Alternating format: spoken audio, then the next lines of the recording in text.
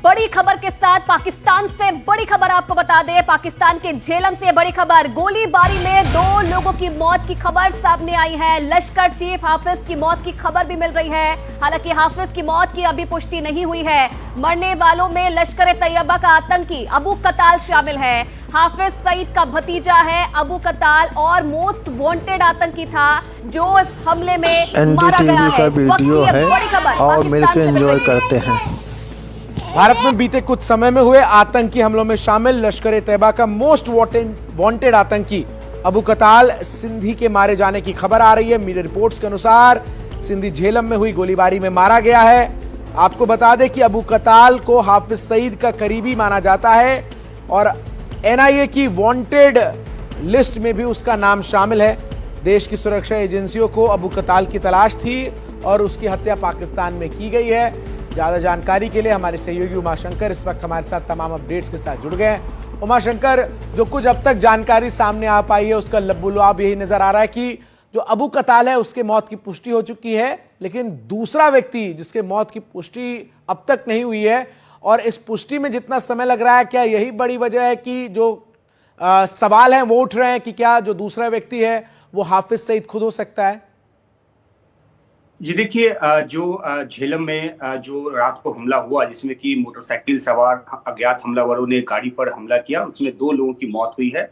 इनमें से एक का नाम जो है वो फैसल नदीम है उर्फ अबू कताल, और दूसरे शख्स का नाम जो है वो अभी तक सामने नहीं आया है, उसकी पहचान अभी तक सामने नहीं आई है। तो ये शंका वहां पे जरूर जताई गई कि क्या दूसरा शख्स कहीं जो है वो हाफिज सईद तो नहीं है। लेकिन हाफिज सईद जो अगर तकनीकी तौर पर देखें तो उसको अभी जेल में होना चाहिए। हालांकि पाकिस्तान में जेल में रहते हुए भी आतंकवादी सड़कों पर घूमते रहते हैं, ये अलग बात है, लेकिन वो अलग अलग मामलों में उसे 78 साल की सजा हुई है और इस हिसाब से उसे पाकिस्तान के किसी न किसी जेल में होना चाहिए। उसका वेयर अबाउट जल्दी पता नहीं चलता, कब किस जेल में होता है, कब कहाँ उसको स्थानांतरित किया जाता है, कब उसे नजरबंद करके अपने ही घर में रखा जाता है। तो ये आगे आने वाले समय में पता चलेगा कि वो अभी कहाँ है हाफिज सईद। लेकिन जो हमारे सूत्र हैं वो बता रहे हैं कि हाफिज सईद अभी सुरक्षित है, वो इस हमले में उसको गोली नहीं लगी है, वो घायल नहीं हुआ है। तो हमें थोड़ा इंतजार करना होगा कि जो हाफिज सईद को लेकर एक जो तस्दीक भरी जानकारी जो है वो क्या है, और वो आगे आने वाले समय में पता चलेगा। लेकिन जहां तक इस हमले की बात है तो झेलम में इस हमले को अंजाम दिया गया है। झेलम जो है वो भारत के जम्मू कश्मीर के राजौरी से लगने वाला जो एक सीमाई जिला है पाकिस्तान का, और वो अमूमन पहाड़ी इलाका है। लेकिन वहाँ इसकी गतिविधियां इसलिए भी ज्यादा रही अबू कताल की क्योंकि उसको जम्मू संभाग में ही आतंकवाद फैलाने का जो जिम्मा है वो दिया गया था हाफिज सईद की तरफ से। और जनवरी 2023 का हमला हो या फिर 9 जून को जो तीर्थयात्रियों पे हमला हुआ पिछले साल, वो हमला हो, सबका मास्टरमाइंड अबू कताल ही था। और इसी वजह से जनवरी 2023 में जो हमला हुआ था उस वजह से एनआईए की चार्जशीट में उसका नाम है और वो भारत में मोस्ट वांटेड था। अब उसकी जो हत्या है उसकी जानकारी आ रही है तो भारत के लिए एक राहत की बात है, ताकि क्योंकि वो अब भारत पर हमलों को अंजाम नहीं दे सकेगा। लेकिन जो आतंकी तंजीमें होती हैं उनके पास इस तरह के जो कई कमांडर होते हैं जो एक के गुजर जाने के बाद, एक के मारे जाने के बाद दूसरा उसकी जगह ले लेता है, और ये अनवरत सिलसिला जो आतंकवाद का वो पाकिस्तान की जमीन से भारत के खिलाफ चलता रहा है। हमने दशकों में ये देखा है। अब जो जानकारी जहां तक इस बात की तस्दीक की बात है कि जो दूसरा शख्स है वो कौन है, उसके लिए इंतजार करना होगा। ये भी कहा जा रहा है कि वो ड्राइवर है, या फिर ये कहा जा रहा है कि वो अबू कताल के साथ उसका अंगरक्षक था, उसका गार्ड था जो इस हमले में मारा गया है। तो हम भी कोशिश कर रहे हैं जानकारी हासिल करने की कि आखिर दूसरा शख्स जो है वो कौन है जो इस हमले में मारा गया है, और जैसे ही हमें जानकारी मिलती है हम अपने दर्शकों को अपडेट करेंगे। ठीक है उमाशंकर, ये तो जानकारी नहीं मिल पाई है कि जो दूसरा व्यक्ति है और जिसकी मौत की खबर फिलहाल सामने आ रही है वो कौन है, लेकिन अभी तक और क्या जानकारी फिलहाल साझा की गई है? कितने लोग गाड़ी में सवार थे और जो हमला करने वाले लोग थे वो कितने थे, कितनी संख्या में थे, इससे लेकर अभी तक कुछ साफ हो पाया है? जी देखिए, हमने अपने दर्शकों को बार बार ये बताया है कि जो हमलावर हैं उनकी तादाद अभी तक नहीं पता है, जांच का विषय है। एक घटना रात को हुई है, पाकिस्तान की पुलिस जांच में लगी है, झेलम की सुरक्षा कड़ी कर दी गई है, नाकेबंदी कर दी गई है। वहाँ मीडिया में इस बात को लेकर जो है वो भी रिपोर्ट किया जा रहा है कि इस हमले के पीछे हो ना हो भारतीय एजेंसियों का हाथ है। लेकिन जैसा कि हमने पहले भी कहा कि इस तरह के आरोप को भारत पहले भी खारिज करता रहा है, और अगर पाकिस्तान की तरफ से आधिकारिक तौर पे ऐसा कोई बयान आएगा तो जाहिर सी बात है कि इस बार भी भारत की तरफ से उसका खंडन किया जाएगा। तो जो एक हमला हुआ है जिसमें कि एक शख्स की मौत हुई है, जानकारी वही है। हम बार बार अपने दर्शकों को रिपीट करके बता रहे हैं कि जो अबू कताल जो कि भारत में कई आतंकी हमलों का मास्टरमाइंड है, उसके मारे जाने की खबर आई है। और उसके साथ एक और शख्स जो है वो मारा गया है। उसकी पहचान अभी सामने नहीं आई है, बाकी पड़ताल का विषय है और पाकिस्तान की एजेंसियां इस काम में लगी हुई हैं। देखना है कि कब तक वो एक पुख्ता जानकारी के साथ सामने आती है। बिल्कुल, तो तस्वीरें लगातार हम दर्शकों को दिखा भी रहे हैं किस तरीके से जो ये पूरी घटना हुई, उसके बाद पूरे इलाके में जो है वो किस तरीके से पुलिस की चौकसी बढ़ा दी गई है। कमर आगा अंतर्राष्ट्रीय मामलों के जानकार इस वक्त हमारे साथ जुड़ गए। स्वागत है सर आपका। और सर, सवाल यही है कि ये जो संगठन है लश्कर ए तैयबा और जो अबू कताल है, वो इसकी एक अहम कड़ी है। और विशेष तौर पर जैसा कि हमारे सहयोगी उमाशंकर जानकारी भी दे रहे हैं कि बीते कुछ सालों में जितनी भी घटनाएं हुई हैं उसमें अबू कताल की संलिप्तता के प्रमाणिक सबूत जो है वो एनआईए के पास रही हैं। और ऐसे में उसके मारे जाने को किस तरीके से देखा जाए, लश्कर के लिए कितना बड़ा सेटबैक है? देखिए, लश्कर के लिए एक बहुत बड़ा सेटबैक है। लश्कर के बहुत से कमांडर्स मारे जा चुके हैं अब तक, या मर गए हैं, या आपस की लड़ाई में भी कुछ एक दो की हत्याएं हुई, इस तरह की भी रिपोर्ट्स आई हैं। लश्कर काफ़ी कमज़ोर होता हुआ नज़र आता है पिछले ख़ासतौर से 1-2 साल के अंदर। और दूसरी बात यह है कि लश्कर की गतिविधियां भी उस तरह से उतनी एक्टिव नहीं रही, कोई बड़ा ऑपरेशन वो नहीं कर पा रहे हैं। और काफ़ी समय से उनका जो कंसंट्रेशन था वो अफ़गानिस्तान पे बहुत ध्यान दे रहे थे, अफ़गानिस्तान में वो कोऑपरेट कर रहे थे और उस तरफ जाने की कोशिश उन लोगों ने काफ़ी की थी। फिर दूसरी बात ये कि उनके ऊपर प्रतिबंध बहुत थे, इंडिया का दबाव बहुत था।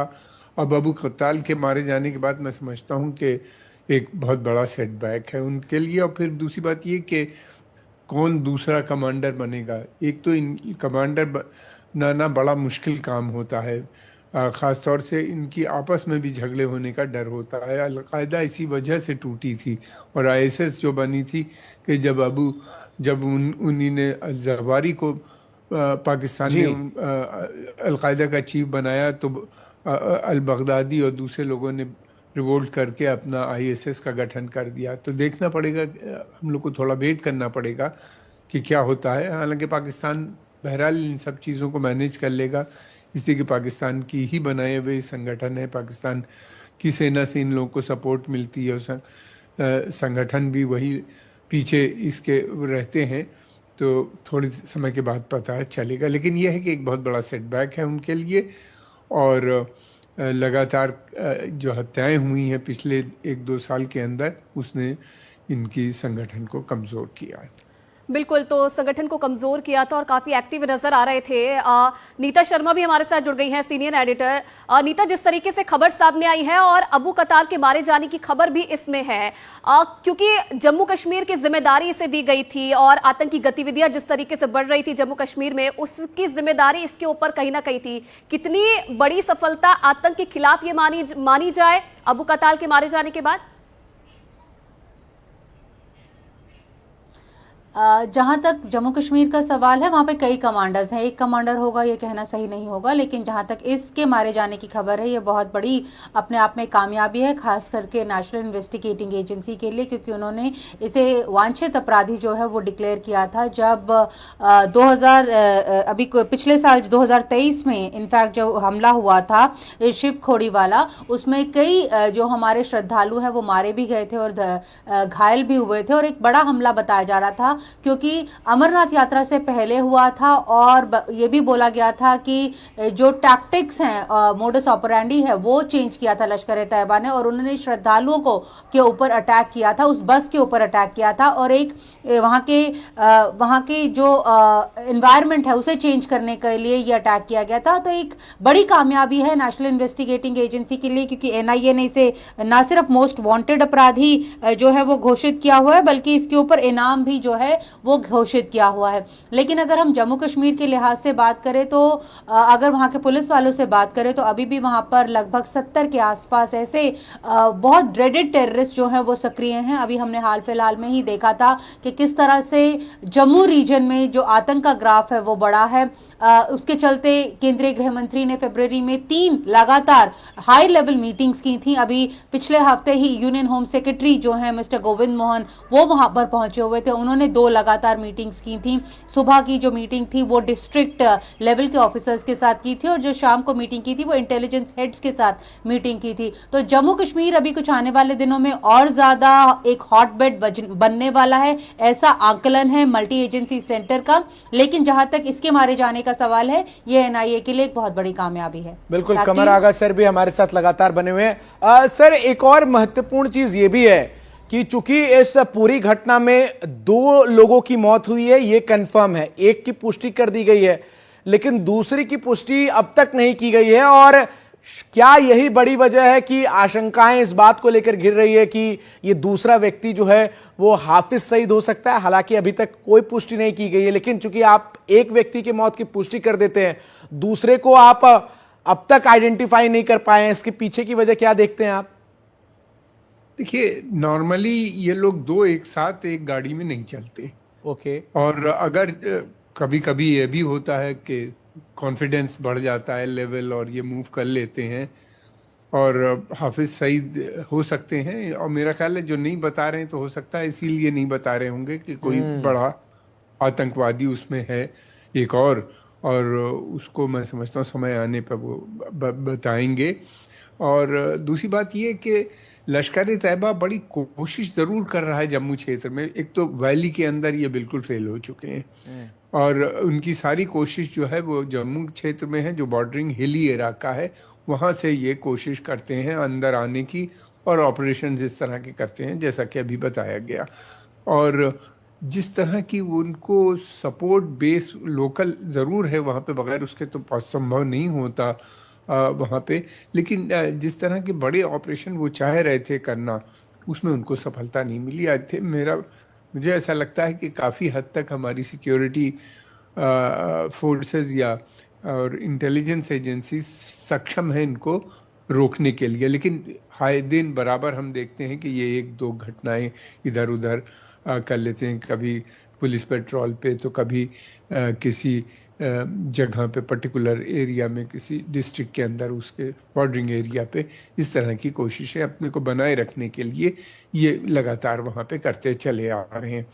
अबू कत्ताल के मारे जाने के बाद मैं समझता हूँ कि एक बहुत बड़ा सेटबैक है इनको, और समय लगेगा इनको दोबारा से रीऑर्गेनाइज करने में उनको, इसलिए कि अब मुश्किल एक ये भी हो गई है कि उनको इस बात का भी शुबा होगा कि इंटेलिजेंस जो है मोल कहीं ना कहीं इनको वहाँ से जो उनकी पूरा जो उनकी संस्था है, जो उनकी आतंकवादी संगठन है, उसके अंदर कोई बड़ा मोल भी मिल गया है भारत को, या जिसको भी आप समझ लें, जिससे ये खबरें आ रही हैं, इनके मूवमेंट के बारे में पता चल रहा है और इन लोगों की लगातार हत्याएं हो रही हैं। तो काफ़ी कोई ना कोई बड़ा इम्पोर्टेंट आदमी होगा जो जिस तरह की खबरें, जिससे भारत या जो भी जिसने भी इनका हत्या की है वहाँ तक पहुँची है, जो इनकी संस्था के विरोध है। थोड़ी देर में उसका भी पूरा डिटेल हम लोग को मिल जाएगी। लेकिन ये है कि ज़रूर ये एक सेटबैक है पाकिस्तान के लिए एक आतंकवादी, उसके लिए भी, संगठन के लिए भी बहुत बड़ा सेटबैक है और बड़ी उपलब्धि है भारत के लिए इनका मारा जाना। इसलिए कि ये लोग पता नहीं कितने बेगुनाह लोगों की हत्याएं इन लोगों ने की हैं, और एक अराजकता फैलाने की इनकी शुरू से कोशिश रही है, जिसमें इनको न तो जम्मू रीजन में अभी तक ये कामयाब हो पाए हैं और ना ही वैली के अंदर। लेकिन इनकी हरकतें जो हैं वो बंद नहीं होती, लगातार ये करते रहते हैं। प्रॉब्लम ये आ जाती है जब किसी आतंकवादी संगठन को किसी सरकार का और किसी बड़ी कंट्री की इंटेलिजेंस एजेंसीज की सपोर्ट हासिल होती है, तो उसको डील करने में किसी भी सरकार के लिए मुश्किल होती है, बिकॉज ये एक अंग है। लश्कर तैयबा एक तरह से देखा जाए तो पाकिस्तान सेना का एक अंग है जो इस तरह से ऑपरेट करता है और जिसकी कोई जिम्मेदारी सेना भी नहीं लेती। ये एक बड़ी समस्या है भारत के सामने और बल्कि सभी देशों के सामने जो आतंकवाद से पीड़ित हैं।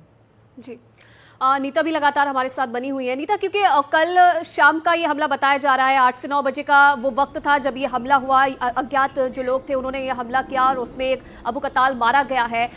तब से लेकर अब जो है ये जानकारी साझा की गई कि अबू कताल इसमें मारा गया है। किस तरीके की हलचल इस वक्त जम्मू कश्मीर में देखने को मिल रही है और क्या एनआईए की तरफ से कोई रिएक्शन इस पूरी खबर पर?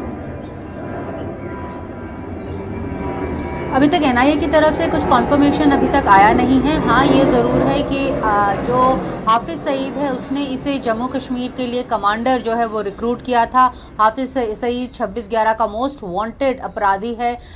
लेकिन यहाँ पर हमें अपने दर्शकों को ये भी बताने की जरूरत है कि हाफिज सईद को लेकर या फिर जो इतने बड़े वांटेड टेररिस्ट को लेकर कई बार इस तरह की जो चर्चाएं हैं वो इंटरनेट पर होती रही हैं।